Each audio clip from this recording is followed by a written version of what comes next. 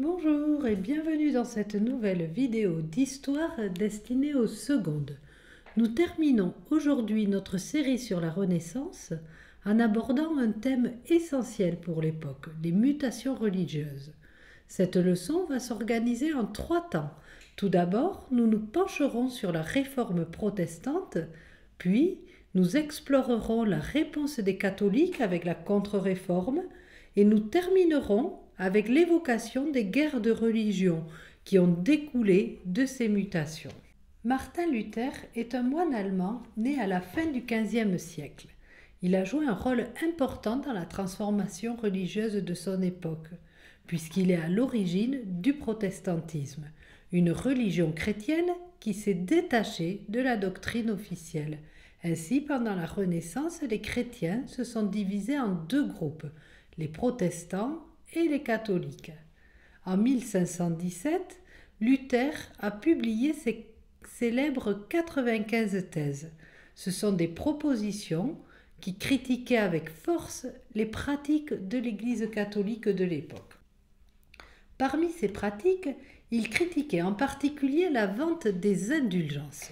Les indulgences permettaient aux fidèles d'acheter le pardon de leurs péchés.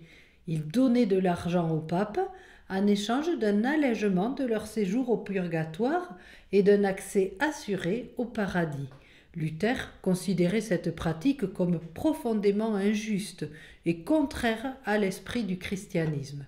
Pour lui, le salut des âmes ne pouvait être obtenu que par la foi personnelle et la grâce divine, non par des œuvres ou des rituels imposés par l'Église. Pour lui, chaque croyant avait un accès direct à Dieu et aux Écritures, ce qui remettait en question l'autorité du pape et l'ensemble de la hiérarchie de l'Église. Il prônait un retour à la Bible comme seule source de vérité religieuse. Pour les chrétiens, le salut, c'est l'accès au paradis, qui est leur royaume de joie et de vie éternelle. La fresque du jugement dernier de Michel-Ange, que j'ai placée ici, représente le jugement des âmes et reflète les préoccupations religieuses de l'époque, notamment le désir de salut. En 1520, le climat de tension entre Luther et l'Église catholique atteint un point critique. Le pape Léon X émet une bulle papale condamnant Luther et lui ordonnant de se rétracter. Pour rappel, une bulle papale, c'est un document officiel émis par le pape qui a force de loi dans l'Église catholique. En réponse à cette injonction, Luther, dans un acte de défi, brûle publiquement la bulle, affirmant ainsi son rejet de l'autorité papale. Cet acte audacieux a des répercussions. Luther est déclaré hérétique, un terme désignant une personne qui adopte des idées jugées fausses par les autorités religieuses. En le qualifiant d'hérétique, l'Église cherche à disqualifier ses enseignements et à préserver l'unité de la foi catholique. Parallèlement, Luther est excommunié, ce qui signifie qu'il est exclu de la communauté chrétienne, le privant des sacrements et de la communion avec les fidèles. Cette excommunication marque un tournant décisif dans l'histoire de la chrétienté, car elle scelle la rupture entre Luther et l'Église catholique. La pensée luthérienne commence alors à se répandre, posant les fondations d'une nouvelle religion appelée protestantisme. Face à la répression de l'Église, Luther a trouvé des alliés parmi certains princes allemands qui ont perçu dans ses idées une opportunité de s'opposer au pouvoir du pape et d'affirmer leur indépendance politique et religieuse. Parmi ses soutiens, il y a particulièrement Frédéric le Sage, duc de Saxe. Ce prince éclairé a non seulement protégé Luther après son excommunication, mais il a également soutenu ses idées réformistes. En accueillant Luther dans son château de Wartburg, il lui a permis de se mettre à l'abri des persécutions tout en lui fournissant un environnement propice à la réflexion et à l'écriture. Ce soutien des princes allemands a permis à Luther de continuer à prêcher et à diffuser ses idées sans craindre des représailles de l'Église. Un facteur clé dans la diffusion rapide des idées de Luther à travers l'Europe fut l'invention de l'imprimerie. Grâce à elle, ses écrits pouvaient être reproduits en masse et distribués largement. Cette diffusion rapide a conduit à la formation d'autres mouvements réformateurs, chacun apportant des interprétations et des pratiques distinctes. Parmi ces mouvements, il y a le calvinisme, fondé par Jean Calvin au XVIe siècle. Ce mouvement a émergé en France et s'est rapidement répandu dans d'autres régions d'Europe, notamment la Suisse et l'Écosse.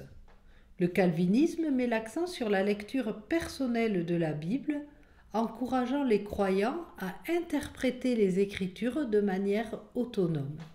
Une des doctrines centrales du calvinisme est celle de la prédestination, c'est-à-dire une doctrine qui soutient que Dieu a déjà déterminé quelles sont les personnes qui vont accéder au paradis, indépendamment de leurs actions et de leur foi. De son côté, l'anglicanisme s'est développé en Angleterre sous le règne d'Henri VIII.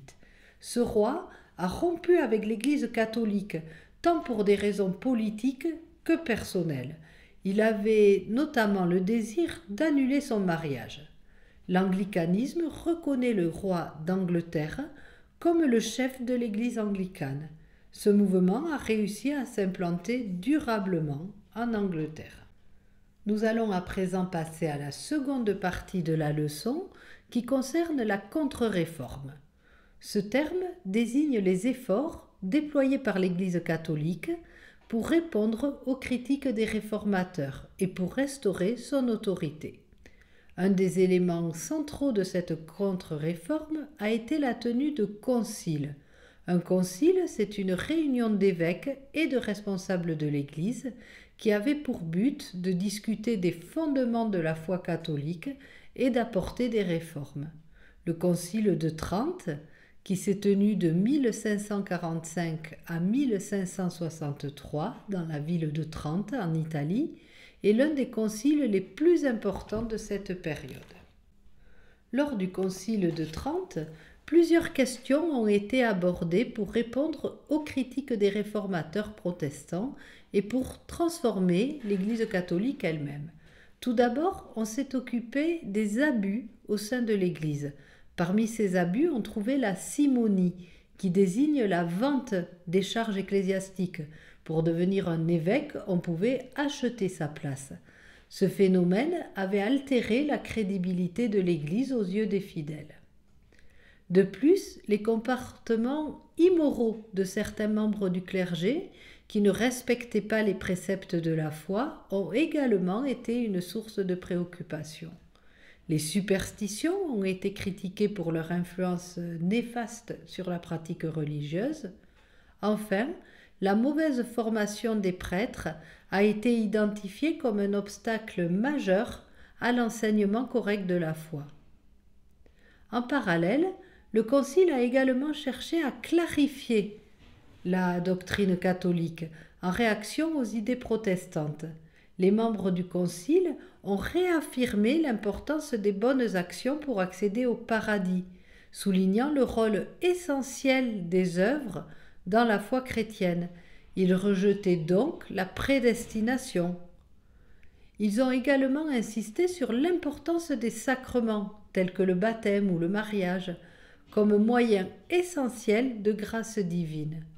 Enfin, un des objectifs majeurs de la contre-réforme était de renforcer l'unité de l'Église catholique. En consolidant la doctrine et en condamnant les abus, le Concile de Trente visait à restaurer la confiance des fidèles et à prévenir toute dissidence future. Dans le cadre de la contre-réforme, de nouveaux ordres religieux ont été fondés pour promouvoir le catholicisme par l'éducation et par la mission. La mission pour les religieux, c'est le partage de la foi avec d'autres personnes. Ça implique l'évangélisation. Un des ordres les plus influents à cette époque fut celui des Jésuites. Il a été fondé par Ignace de Loyola au début du XVIe siècle.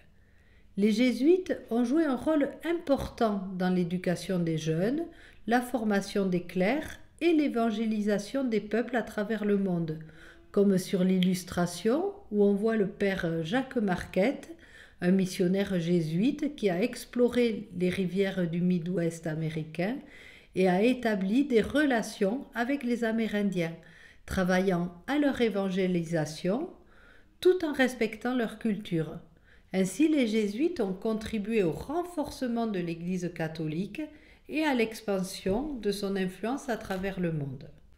La contre-réforme a également eu un impact significatif sur les arts, en utilisant ceux-ci comme un moyen de transmettre la foi catholique de manière émotionnelle et visuelle. L'art baroque, qui a émergé à la fin de notre période, se caractérise par ses effets dramatiques et son opulence, cherchant à toucher le spectateur. Un exemple de cette approche artistique est le plafond du palais Berberini à Rome, que j'ai mis en illustration.